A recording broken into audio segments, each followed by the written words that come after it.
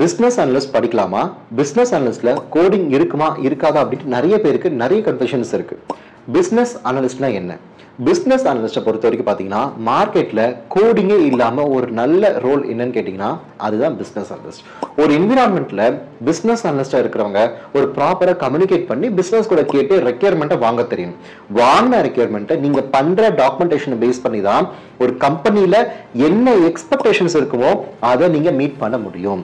So நீங்க ஐடிக்குள்ள enter ஆகணும், ஆனா கோடிங்கும் வேணாம்னு நினைக்கிறவங்களுக்கு பிசினஸ் அனலிஸ்ட் ரொம்ப சூட்டபிளான ரோல். நிறைய பேர் நினைப்பாங்க இங்கிலீஷ் ரொம்ப நல்லா பேசணும்ட்டு, பேசிக்கா பேசினாவே நிறைய கம்பெனிஸ்ல ஆப்பர்ச்சுனிட்டிஸ் இருக்கு.